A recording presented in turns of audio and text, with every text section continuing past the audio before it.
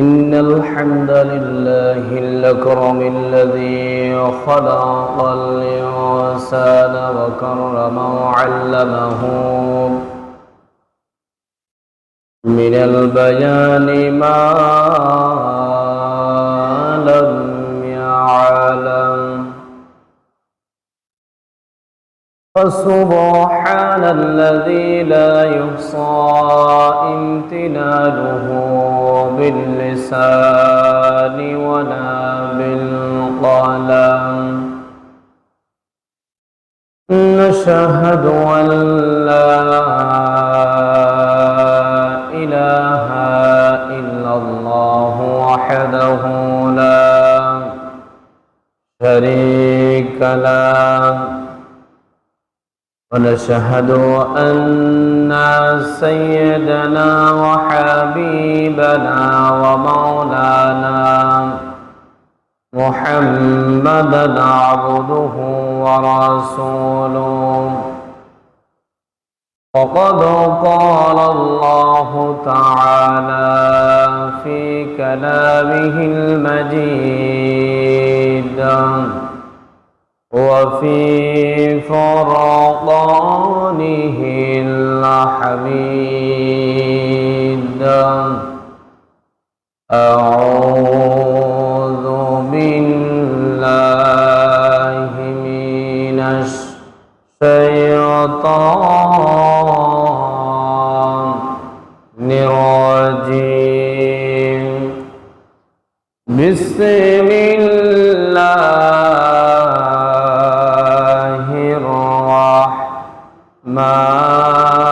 الرحمن الرحيم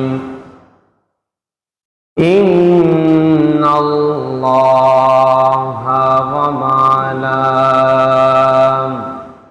وملائكته يصلون على النبي يا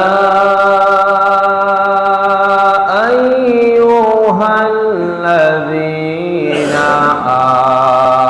آمنوا صلوا عليه وسلموا تسليما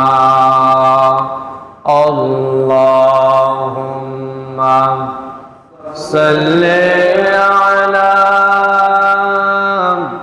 سيدنا مولانا محمد وعلى آل سيدنا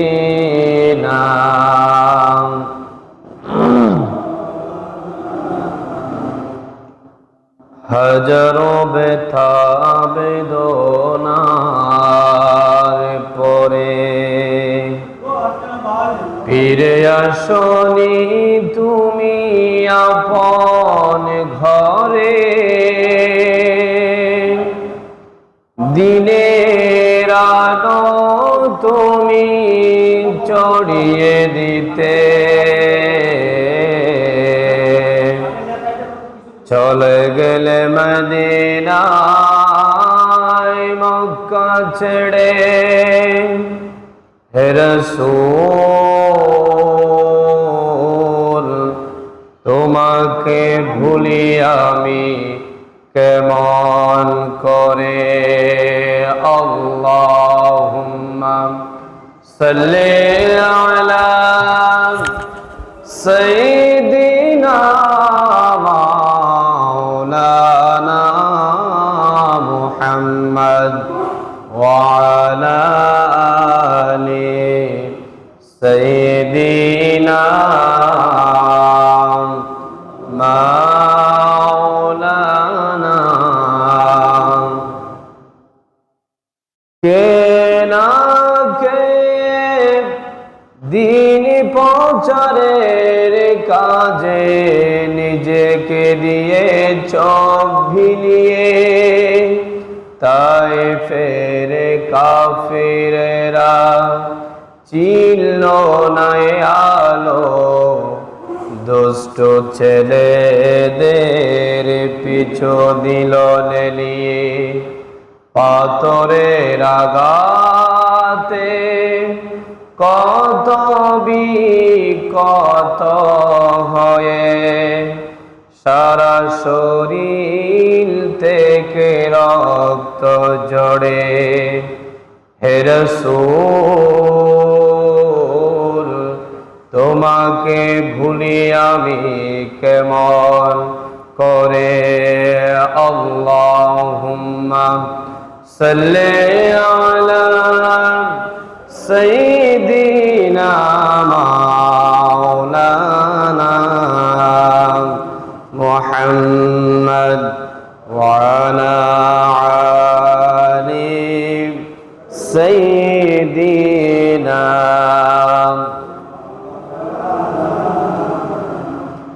بلغ العلا بكماله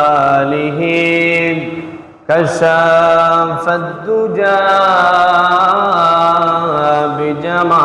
بجماله حسنت جميع خصاله صلوا عليه وآله। আরবের বুকে মক্কার পরে আমেনার যেতাই ঘর। ক্ষুধার করুণা কৌসার হয়ে জলসে বারম্বার। বলাগল উলা বিকামালিহি كشف الدجى بجماله حسنت جميع خصاله صلوا عليه وآله। الحمد لله ثم الحمد لله। ঐতিহ্যবাহী চর পার্বতী মুন্সিবাড়ির দরজা জামা মসজিদে উপস্থিত অত্র মসজিদের দায়িত্বশীল বৃন্দ, আগত মুসাল্লিয়ান কেরাম, সপ্তাহের শ্রেষ্ঠ দিন পবিত্র জুমার দিনে আল্লাহ পাক সুবহানাহু ওয়া তাআলা আমাদেরকে মায়া করে, ভালোবেসে, মোহাব্বত করে সপ্তাহের শ্রেষ্ঠ দিন পবিত্র জুমার দিনে সবার আগে আগে আল্লাহর ঘর মসজিদে আসার, আলোচনায় শামিল হওয়ার তৌফিক দান করেছেন। সেই জন্য সে মুনিবের দরবারে একবার অবনত চিত্তে হৃদয়ের আবেগ অনুভূতিকে উজাড় করে দিয়ে সিংহের মতো গর্জন করে একবার পড়ি আলহামদুলিল্লাহ। লক্ষ কোটি দরুদ সালাম পেশ করছি ওই মানবতার মুক্তির দিশারি সৈয়দুল মুরসালিন খাতামান নবিয়্যিন জনাব মুহাম্মদুর রাসূলুল্লাহ সাল্লাল্লাহু আলাইহি ওয়াসাল্লামের উপর, যাকে আজ থেকে ১৫০০ বছর আগে নবী কিংবা রাসূল হিসাবে প্রেরণ করেছেন, যার পরে কোন প্রকার ই নবী কিংবা রাসূল আসে নাই, এখনো নাই, কিয়ামত পর্যন্ত আসবে না। সম্মানিত উপস্থিতি, মুসল্লিয়ান কেরাম, আজকে আমাদের আলোচনার আলোচ্য বিষয় হচ্ছে সূরা কাহাফের শেষের অংশ থেকে আমরা আলোচনা করব ইনশাআল্লাহ। আল্লাহ পাক আমাকে বলা, আপনাদেরকে শোনা, শুনে উভয়কে আমল করা তৌফিক দান করুক। সবাই পড়ি আমিন। সম্মানিত মুসল্লিয়ান কেরাম, আমি গত জুমায় বলেছিলাম আজকের জুমায় আলোচনা হবে হযরতে খিজির আলাইহিস সালাতু ওয়াস সালাম সম্পর্কে। হযরতে খিজির আলাইহিস সালাতু ওয়াস সালাম সম্পর্কে আলোচনা আল্লাহ পাক রব্বুল আলামিন পবিত্র কোরআনে কারীমের 18 নম্বর সূরা। কত নাম্বার? 18 নম্বর সূরায় 60 নম্বর আয়াত থেকে 83 নম্বর আয়াতের মধ্যে এই আলোচনাগুলা করেছেন স্বয়ং কে? আল্লাহ। সুবহানাল্লাহ বলবেন না? এই আলোচনা করেছেন কে?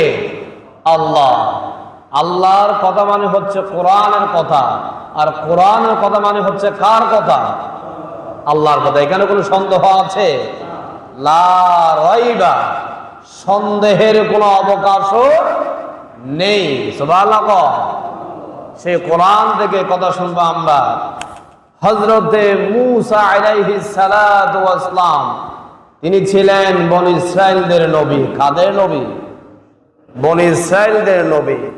তিনি একদিন একটা সমাবেশে ভাষণ দিচ্ছিলেন। কি দিচ্ছিলেন? নবীর নাম কি? মূসা। মূসা নবী নরম নাকি গরম? মূসা নবী নরম নাকি গরম নবী? গরম নবী। যে নবী আল্লাহ রাব্বুল আলামিনের সাথে কথা বলতেন, আল্লাহ তার কথার উত্তর না দিয়ে যেতে পারতেন? সুবহানাল্লাহ। প্রত্যেকটা প্রশ্নের উত্তর দিতে আল্লাহ বাধ্য হয়ে থাকতেন, তার প্রত্যেকটা প্রশ্নের উত্তর আল্লাহ দিয়ে দিতেন। সুবহানাল্লাহ। সেই নবীর নাম কি?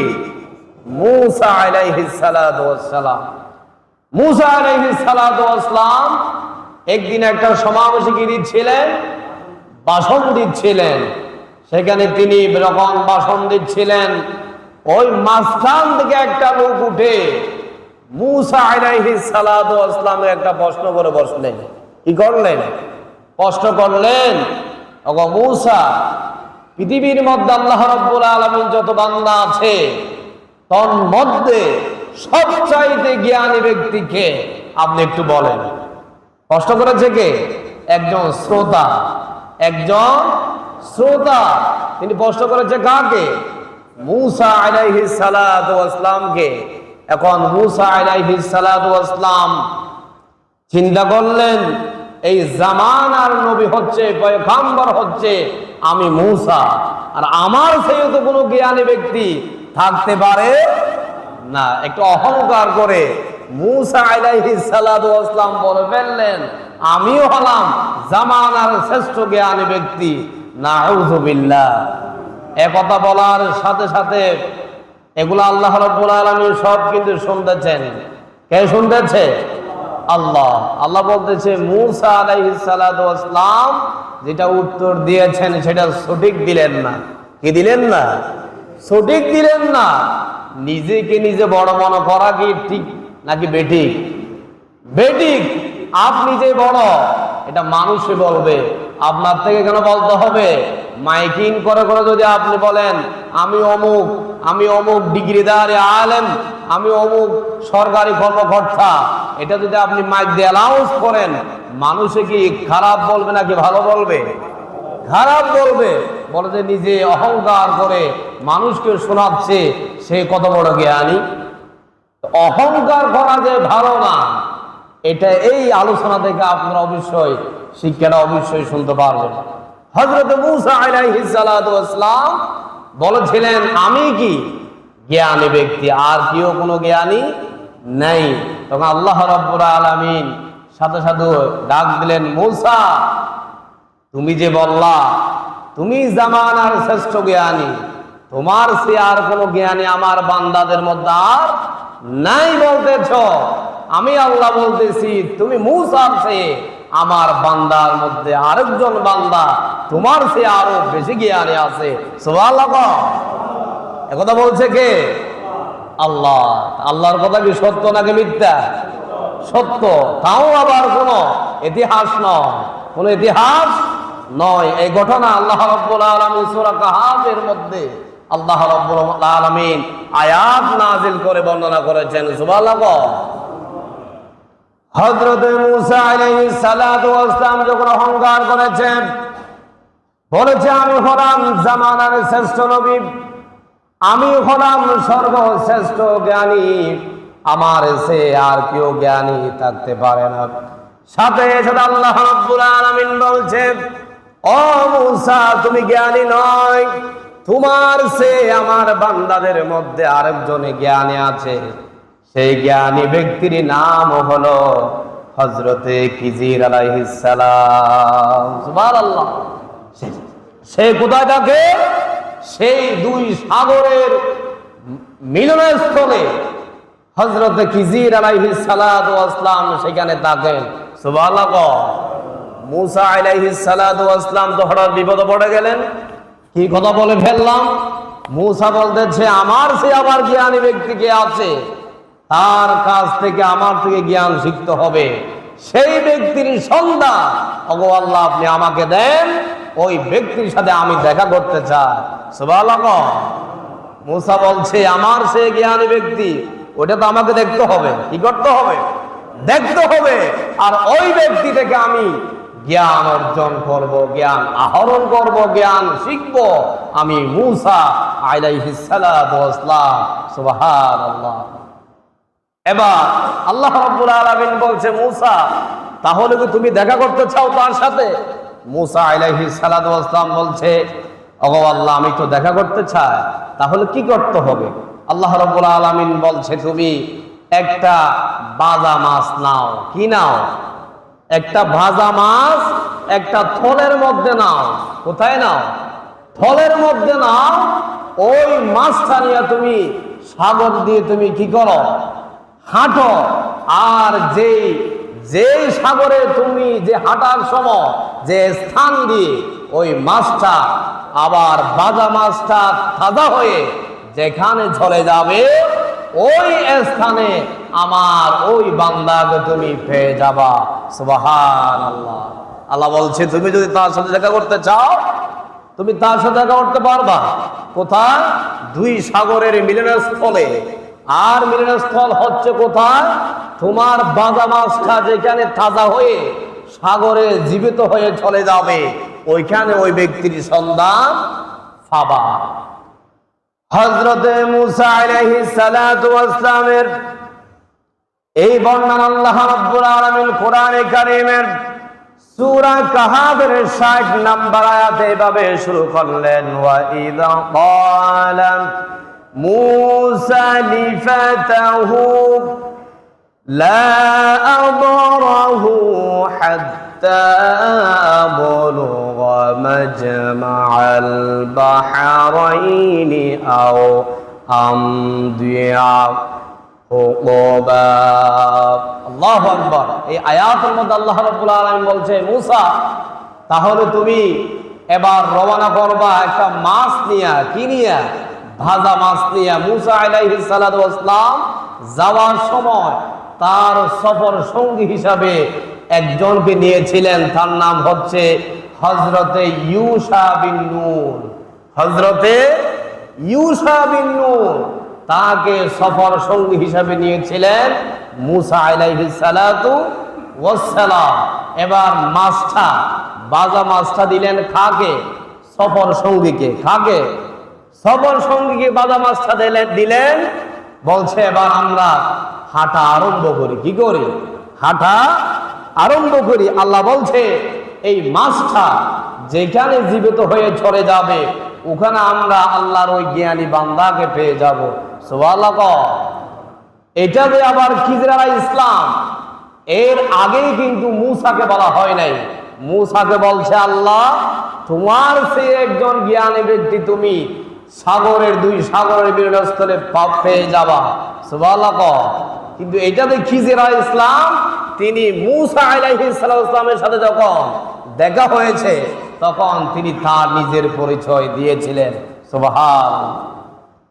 আল্লাহ রাব্বুল আলামিন কোরআনে কারীমের সূরা কাহাফের 61 নম্বর আয়াত আবার বলছেন ফালাম্মা বালাগা মাজমাআ বাইনিহিমা নাসিয়া হুতাহুমা ফাত্তাখাযা সাবিলাহু ফিল বাহরি সারাবা। সুবহানাল্লাহ। আল্লাহ রব্বুল আলামিন আয়াতের মতো বলছে মুসা আলাইহিস সালাতু ওয়াস সালাম তার সফর সঙ্গী ইউশা বিন নূন এবার হাঁটা শুরু করে দিল। হাঁটতে হাঁটতে তারা ক্লান্ত হয়ে গেল। কি হয়ে গেল? ক্লান্ত হয়ে গেল।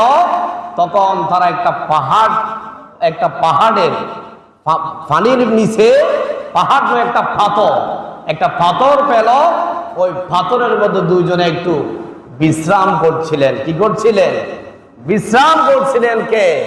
মূসা আলাইহিস সালাতু ওয়াস সালাম আর তার সফর সঙ্গী ইউশা বিন নুন আলাইহিস সালাম। সুবহানাল্লাহ। সেখানে বিশ্রাম করার সময় দুইজনের ঘুম চলে এসেছে। হঠাৎ করে ঘুম থেকে জেগে গেল ইউশা বিন নুন।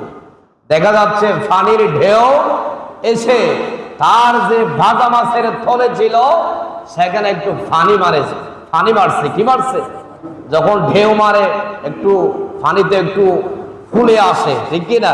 সমুদ্রের মধ্যে ওই থলের মধ্যে যখন পানি এসেছে, মাছের মধ্যে যখন পানি ঢুকেছে, ওই মাছটা তাজা হয়ে, ভাজা মাছটা তাজা হয়ে একটা সুড়ঙ্গ তৈরি করে, টানেলের মতো একটা সুড়ঙ্গ তৈরি করে মাছটা চলে যাচ্ছে। দেখতেছে ইউশা বিন নুন। সুবহানাল্লাহ।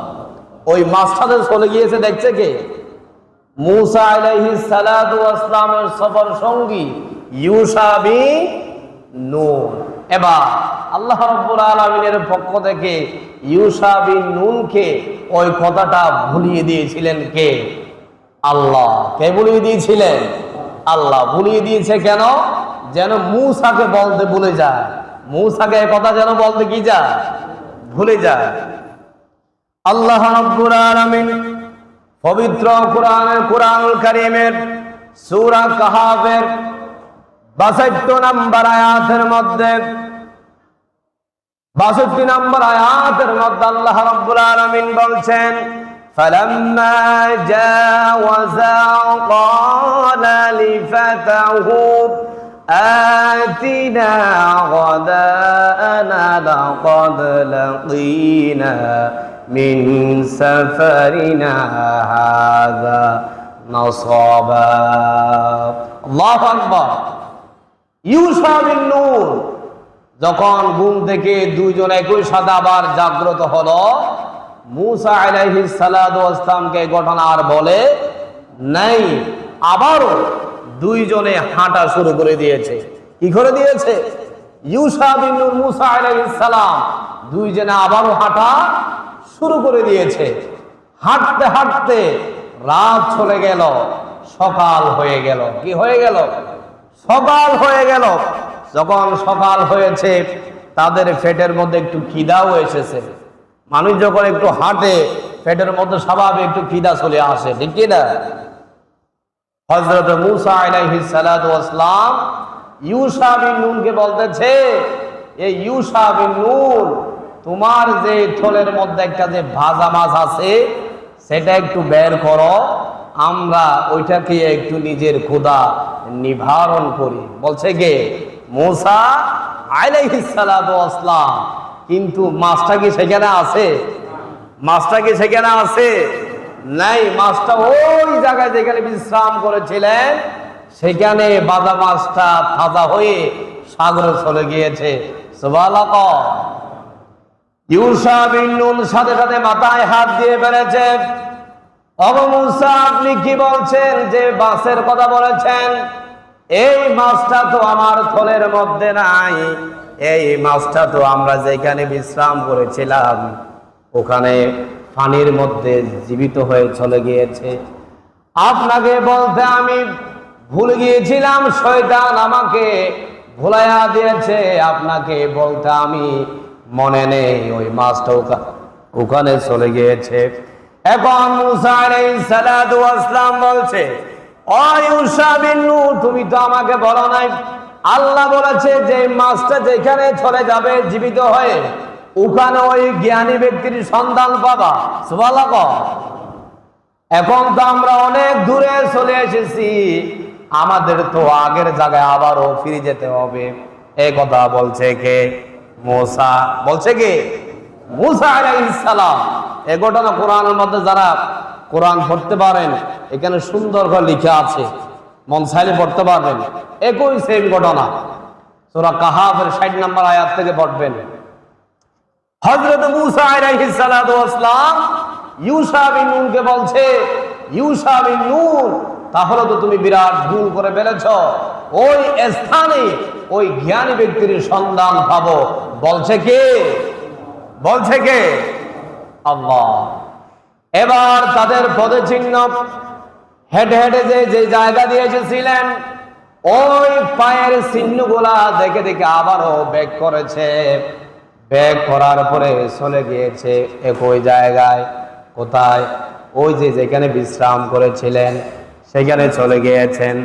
সেখানে যাওয়ার পরে ইউশা বিন নুন বলতেছে, ওগো মুসা আলাইহিস সালাতু ওয়াস সালাম, এই জায়গার মধ্যে যখন আমরা শুয়েছিলাম, এই বাজা মাছটা এই পানি দিয়ে চলে গিয়েছে, একটা টানেলের মতো হয়ে গিয়েছে, পানি একেবারে ফাঁক করে ফেলেছে। ওই মাছটা যখন যাচ্ছিল, পানিগুলো একেবারে সুড়ঙ্গের মতো হয়ে গেল। ওইখানে একটা মানুষ হেঁটে যেতে পারবে, এদিকের পানি আর ওই দিকের পানি একসাথে হবে না। সুবহানাল্লাহ। কুদরত কার? কুদরত কার? আমি আপনি এখানে যদি পুকুরের মতো ডুব দিই, পানি কি এভাবে ফাঁকা হবে? আবারও আপনার গায়ের এদিক দিয়ে যাবেন, ওদিক দিয়ে দেখা যাবে পানি সমান হয়ে গিয়েছে, সমতল হয়ে গিয়েছে, ঠিক কিনা? আর আল্লাহর কুদরত দেখেন, ওই মাছটা যেখানে গিয়েছিলেন, ওই শুধু ওই আল্লাহর বান্দার খোঁজ দেওয়ার জন্য কাকে? মূসাকে। কাকে? মূসাকে। মূসা আলাইহিস সালাতু ওয়াস সালাম ওই মাছ যেদিক দিয়ে গেল সেদিকে হাঁটা শুরু করলাম। যেতে যেতে একটা আল্লাহর বান্দার সাক্ষাৎ পেল। সেখানে গেল, যাওয়ার পরে ওই ব্যক্তিকে দেখলেন, যে ব্যক্তির নাম হলো হযরতে খিজির আলাইহিস সালাতু ওয়াস সালাম। সুবহানাল্লাহ। মূসা আলাইহিস সালাতু ওয়াস সালামকে দেখে খিজির আলাইহিস সালাম চিনে ফেলেছে। বলছে কি, তুমি কি মূসা? সুবহানাল্লাহ। দেখেন কেমন জ্ঞানী ব্যক্তি। কোরআনের মধ্যে তিনি যে নবী ছিলেন এটার বাস্তবিক কোনো প্রমাণ নেই। কোন কোন আলেম বলেছে হযরত খিজির আলাইহিস সালাম একজন নবী ছিলেন, কি কে বলেছেন তিনি একজন আল্লাহর জ্ঞানী ব্যক্তি ছিলেন। সেটা একতরফের বিষয়, সেদিকে আমরা যাব না। তিনি কিন্তু একজন জ্ঞানী ব্যক্তি ছিলেন, আমরা সেটা জানি। হযরত খিজিরের কাছে চলে গেল হযরত মূসা আলাইহিস সালাতু ওয়াস সালাম। দুইজনের মধ্যে সাক্ষাৎ হলো। কি হলো? সাক্ষাৎ হলো। সাক্ষাৎ হওয়ার পরে মূসা আলাইহিস সালাতু ওয়াস সালামকে বলতেছে খিজির আলাইহিস সালাম, ওগো মূসা, আপনি কেন এসেছেন? কি জন্য এসেছেন? একটা মানুষ যখন একটা মানুষের সাথে সাক্ষাৎ করতে যায়, অবশ্যই জিজ্ঞেস করবে কেন এসেছেন। লক্ষ্য একটা উদ্দেশ্য থাকে কিনা? থাকে কিনা? অবশ্যই থাকে। হযরতে খিজির আলাইহিস সালাতু ওয়াস সালাম মূসা আলাইহিস সালাতু ওয়াস সালাম থেকে জিজ্ঞেস করেছে, ওগো মূসা, আপনি কি জন্য এসেছেন?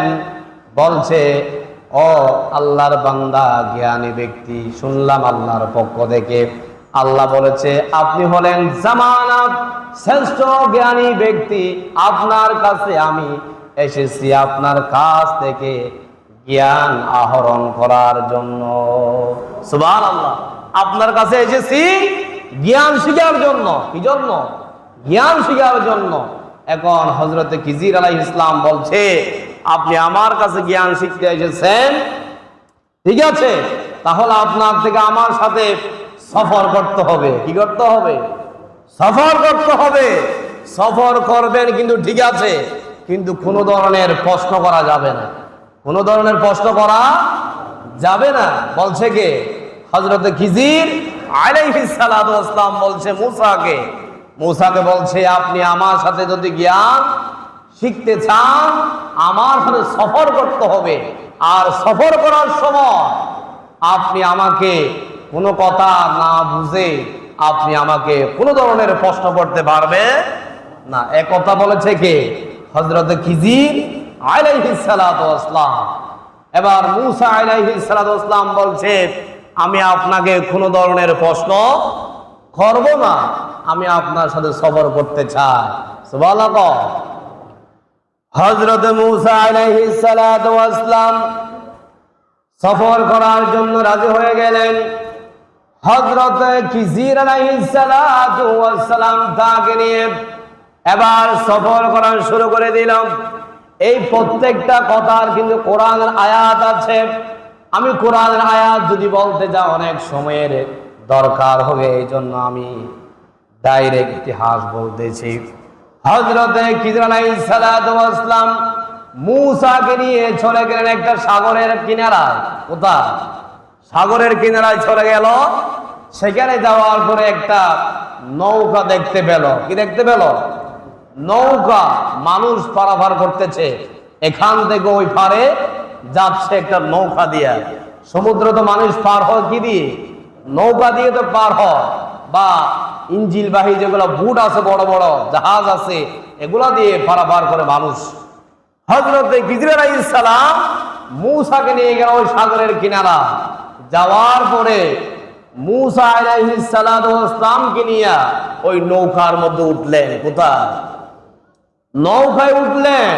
ওঠার পরে এবার কিছু দূর যাওয়ার পরে হযরত খিজির আলাইহিস সালাতু ওয়াস সালাম ওই নৌকাটা ছিদ্র করে দিয়েছে। কি করে দিয়েছে? ছিদ্র করে দিয়েছে। এখন মূসা আলাইহিস সালাতু ওয়াস সালাম তার বিবেক দিয়ে চিন্তা করলেন, একটা তো ভালো নৌকা আপনি ছিদ্র করে দিলেন, কাজটা তো আপনি ভালো করলেন না। বলছে কে? মূসা হযরত খিজির আলাইহিস সালাতু ওয়াস সালামকে বলছে, এই খিজির, আপনি যে কাজটা করলেন এটা তো ভালো করলেন না। তখন খিজির আলাইহিস সালাম বলছে, তোমাকে না বললাম আমার সাথে সফর করার সময় কোনো ধরনের প্রশ্ন করা যাবে না? তখন মূসা আলাইহিস সালাম বলছে, তাহলে আর করব না, আর করব না, হাঁটেন। এবার নৌকাটা যখন একটু ছিদ্র করে দিলাম, কিছু দূর যাওয়ার পরে ওই নৌকার মধ্যে একটা পাখি আসলো। কি? পাখি আসলো। পাখি আসার পরে ওই পাখিটা সমুদ্রের পানি থেকে এক ফোঁটা পানি খেলো। মূসা আলাইহিস সালাতু ওয়াস সালামকে বলতেছে, ওগো মূসা, এটা কি? কয় পাখি। এই পাখিটা সমুদ্র থেকে কি খেয়েছে? পানি খেয়েছে। পানি খেয়েছে। কতগুলা খেয়েছে আপনি আমি অনুমান করলে তো একটু বুঝতে পারি। একটা পাখি ওই পুকুর থেকে যদি পানি আহরণ করে কতটুকু নিতে পারবে? হয়তো এক ফোঁটা। কতটুকু? হয়তো এক ফোঁটা, তার চেয়ে বেশি খেতে পারে না। তখন খিজির আলাইহিস সালাম বলছে মূসাকে, এই সমুদ্রের মধ্যে অসংখ্য পানি, এখান থেকে একটা পাখি একটু পানি খেয়েছে, ওই যে পানি খেলো তার সমপরিমাণ আমাদেরকে আল্লাহ জ্ঞান দিয়েছেন। আর যে সমুদ্রের মধ্যে যত বাকি পানি আছে সমগ্র পানির পরিমাণের জ্ঞান রাখে তিনি হচ্ছেন আপনার আমার রব আল্লাহ। জোরে বলেন না সুবহানাল্লাহ। আল্লাহ যে কত জ্ঞানী বোঝা গিয়েছে তো। একটা পাখি যে এক পুরো পানি খেয়েছে তার সমপরিমাণ জ্ঞান আমাদেরকে আল্লাহ দিয়েছেন। কিন্তু যে সমুদ্রে যে বাগে পানি আছে তার সে আর কোটি গুণ জ্ঞান রাখে তিনি হচ্ছে কে? আল্লাহ। সুবহানাল্লাহ বলবেন না? এরপরে নৌকা থেকে নেমে গেল। নেমে যাওয়ার পরে কিছু দূর যাওয়ার পরে কিছু বালক শিশুরা খেলাধুলা করতেছিলেন। কি করতেছিলেন? খেলাধুলা করতেছিলেন। সেখান থেকে হযরতে খিজির একটা বালককে ডাক দিল। একেবারে সুঠাম দেহের অধিকারে ছিল, সুন্দর ছিল বালকটা। কি ছিল? সুন্দর ছিল। ওই বালকটাকে ডেকে এনে হযরতে খিজির আলাইহিস সালাম তাকে থাপ্পড় দিয়ে হত্যা করেছে। কি করেছে? হত্যা করেছে। হত্যা করার পরে মূসা আলাইহিস সালাম তো কথা না বল পারে না, কিন্তু ওয়াদা দেয় প্রশ্ন করব না, কিন্তু বারবার তিনি প্রশ্ন করে। কাকে? হযরতে খিজিরকে। এবার মূসা আলাইহিস সালাম বলছে, হযরতে খিজির, আপনি যে বালকটাকে একটা থাপ্পড় দিয়ে হত্যা করেছেন, কাজটা তো আপনি ঠিক করলেন না। কি করলেন না? ঠিক করলেন না। আসলে তো কাজটা ঠিক হলো না। মানুষকে হত্যা করা ভালো কাজ নাই খারাপ কাজ? খারাপ কাজ। মূসা আলাইহিস সালামের জ্ঞান বিবেক বুদ্ধি দিয়া তিনি যেটা রিসার্চ করে পায়, খিজির কাজটা কিন্তু বারবারই কি করে, খারাপ করে। তিনি এটা সুফল বয়ে এনে এরকম কোন কাজ করতেছে না। এটা কার ধারণা? মুসা আলাইহিস সালাতু ওয়াস সালামের ধারণা। এখন বলছে খিজির, মুসা তোমাকে না বললাম না আমার সাথে সফর করার সময় কোনো কথা বলা যাবে না? তখন মুসা বলছে, আমি সরি, আর বলবো না। আমি আপনার সাথে সফর করতে চাই, আপনার সাথে আর কোনো ধরনের প্রশ্নে আমি তর্কে যেতে চাই না। এরপরে হযরতে খিজির আলাইহিস সালাতু ওয়াস সালাম মুসা আলাইহিস সালাতু ওয়াস সালামকে নিয়ে কিছু দূর গেল। যাওয়ার পরে একটা দেখা যাচ্ছে এক বাসার পাশে বড় একটা প্রাচীর, একটা বড় ওয়াল, ধরেন কথার কথা একটা ওয়ালটা পড়ে গিয়েছে। কি গিয়েছে? পড়ে গিয়েছে। তাদের বাসায় গিয়ে ওয়ালটার, যার বাসার সামনে পড়েছে তাদের বাসায় গিয়া তারা দুইজন কিছু খাবার তাদের থেকে চেয়েছিলেন। বলছে আমরা অনেক দূর থেকে আসতেছি, আপনাদের কাছ থেকে কিছু খাবার পাওয়া যাবে? তখন তারা খাদ্য দিতে সম্মতি প্রকাশ করলেন না, বলছে আমরা খাবার দিতে পারবো না। তারপরেও মুসা আলাইহিস সালামের সাথে যে নবী ছিলেন হযরতে খিজির আলাইহিস সালাম, তিনি কি করলেন? ওই যে ফাঁসিটা পড়ে যাওয়া যে ফাঁসি, সেটাকে তুলে দিয়েছেন। সুবহানাল্লাহ। তুলে দেওয়ার পরে মুসা আলাইহিস সালামের কাছে প্রশ্ন হলো, হযরতে খিজির, এদের কাছে আমরা খাবার চেয়েছিলাম, তারা আমাদেরকে খাবার দিল না, কিন্তু আপনি যে তাদের যে এত বড় একটা প্রাচীর পড়ে গিয়েছে, আপনি এটা তুলে দিলেন, চাইলে তো আপনি পারিশ্রমিক দিতে পারতেন। সুবহানাল্লাহ। বলছে কে? মুসা। তখন হযরতে খিজির বলছে, তোমাকে না বললাম না আমার সাথে হাঁটার সময় কোনো ধরনের কথাবার্তা বলা যাবে না? এর আগে কিন্তু মুসা বলেছিলেন, আপনার সাথে যদি কোনো আবার তর্কে কোনো প্রশ্ন যদি আমি জড়ে যাই, আপনি আমাকে সফর সঙ্গী দেখে বাদ দিতে পারবেন, কোনো সমস্যা হবে না। তৃতীয় নম্বর যখন প্রশ্ন করেছেন, তাকে হযরত খিজির আলাইহিস সালাতু ওয়াস সালাম বলেছে, তোমার সাথে আর সফর করা যাবে না, তোমাকে কি করতে হবে? আমার সফর সঙ্গী দেখে বাদ দিতে হবে। এটা বলছে কে? হযরত খিজির আলাইহিস সালাতু ওয়াস সালাম। এবার বলছে, তোমার সাথে তো আর সফর করা যাবে না, যেই আমরা যে আসার সময় তিনটা যে ঘটনা ঘটলো সেটার ব্যাখ্যা আমি তোমাকে বলে আমি তোমার সাথে আর সফর করব না। যদি এই ঘটনা না বলি তাহলে তোমার ভিতরে একটু কল্পনা জল্পনা থেকে যাবে, ঘটনাটা ক্লিয়ার না হলে আপনার ভিতরে একটু কেমন জানি লাগবে।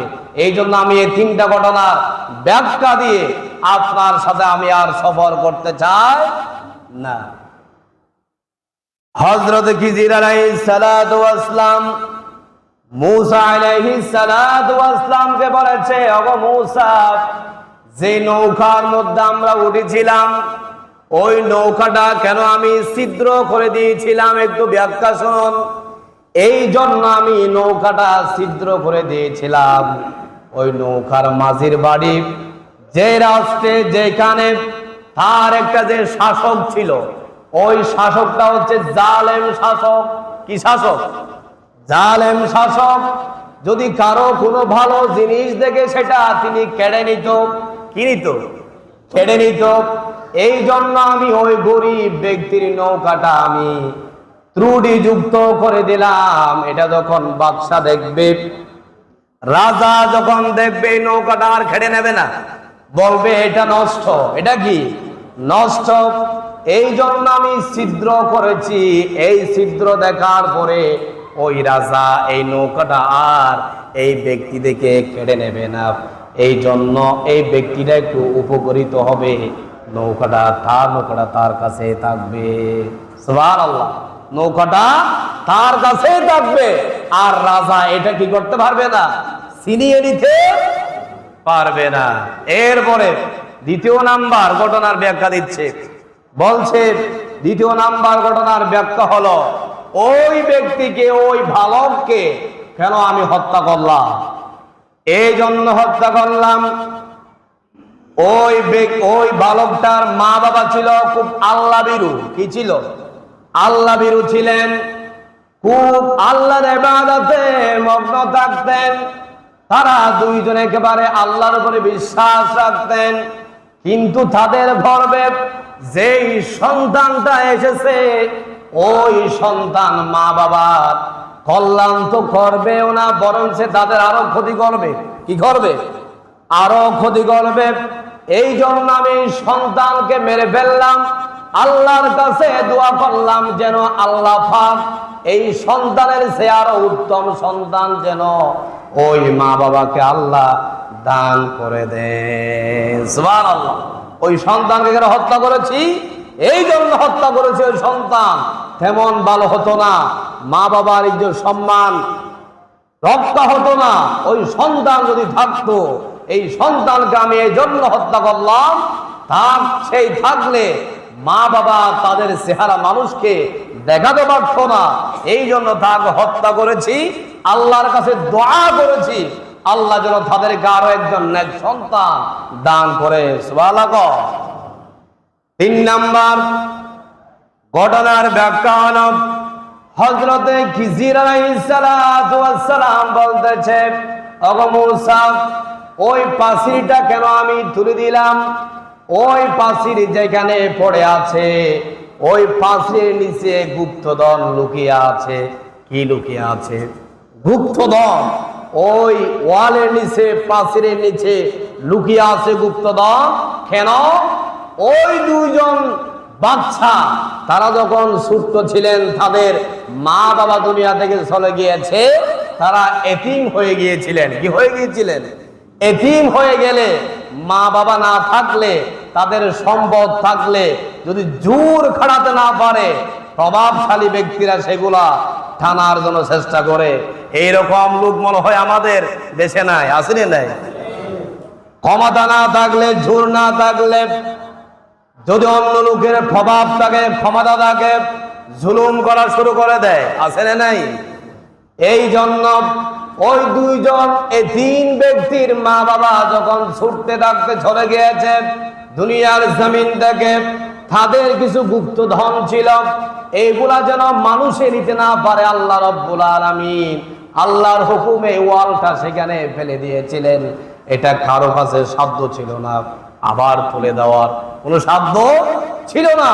ওই পাথরটা তোলা, হযরতে খিজির আলাইহিস সালাম বলছে, আমি এই জন্য তুলে দিলাম, ওই বাচ্চাগুলা এখন বড় হয়েছে, এখন তাদের গুপ্ত ধনগুলো তারা খুঁজে নিয়ে তাদের নিজেদের কাজে লাগাতে পারবে। সুবহানাল্লাহ।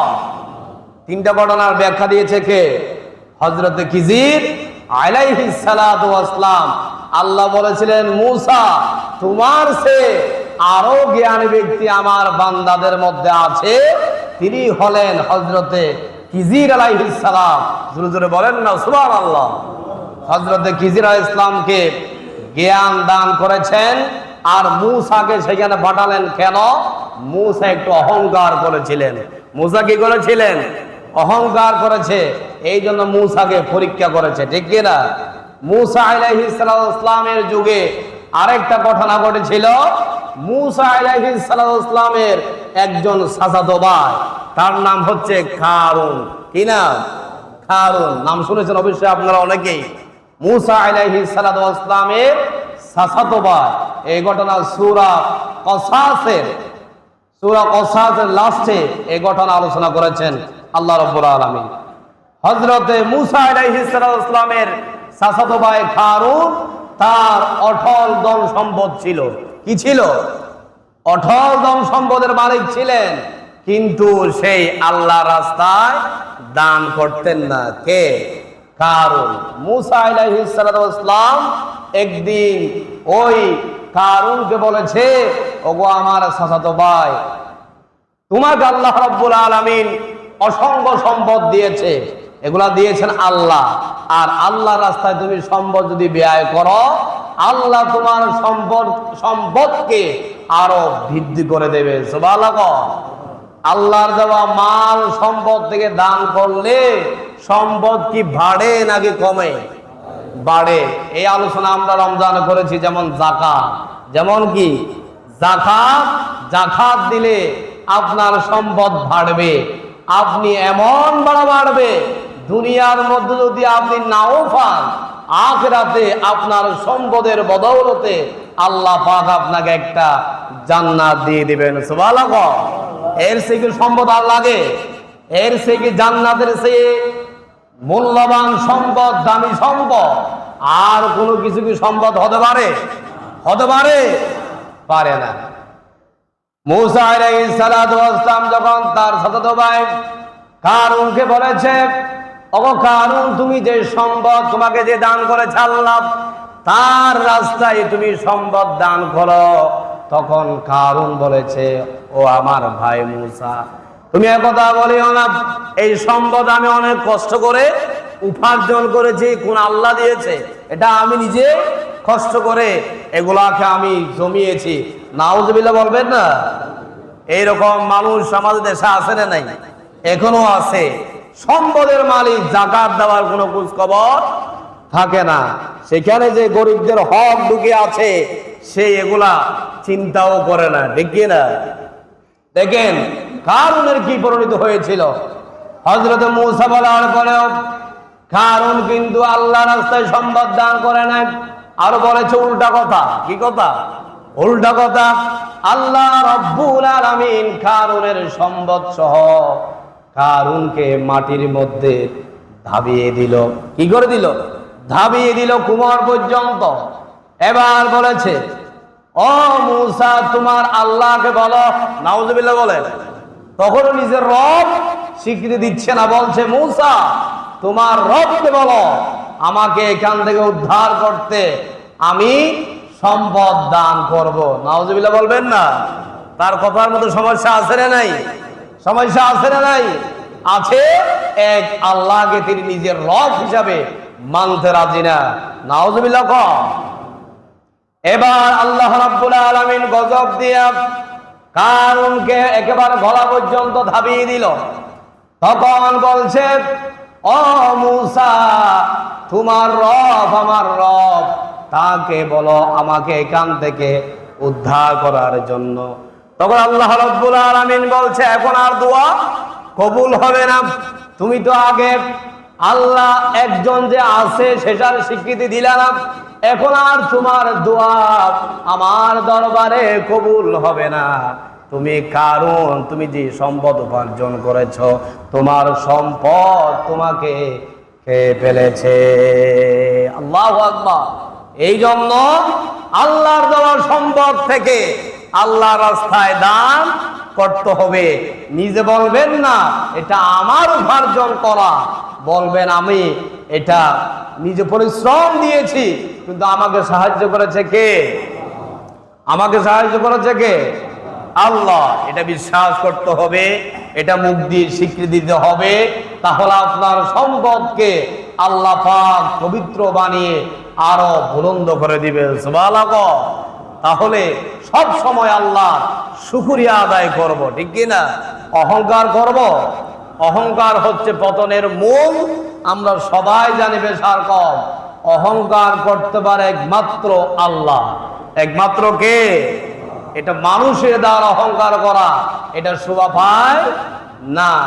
কেন আপনি অহংকার করবেন? এক সেকেন্ডও তো বিশ্বাস নাই এখান থেকে যে আপনি ভারী যাবেন সেটার কোনো গ্যারান্টি আছে? নাই। আপনি মনে করবেন আমার মত হইতে এখানেই হয়ে যেতে পারে, এটা বিশ্বাস রাখতে হবে। নিজে অহংকার করা থেকে আমরা বিরত থাকব। আর মূসা আলাইহিস সালাতু ওয়াস সালাম আর কারুন থেকে আমাদেরকে শিক্ষা নিতে হবে। অহংকার হচ্ছে, অহংকার করা মানে আল্লাহর চাদর নিয়ে টানাটানি করা। কি করা? টানাটানি করা। কার চাদর নিয়ে? আল্লাহর চাদর নিয়ে। এই জন্য আল্লাহ পাক আমাদেরকে সমস্ত প্রকার অহংকার থেকে আমাদেরকে বিরত রাখুক। সবাই পড়ি আমিন। হাযা মা ইনদি ওয়াল ইলমু ইনদাল্লাহ। আসসালামু আলাইকুম ওয়া রাহমাতুল্লাহ।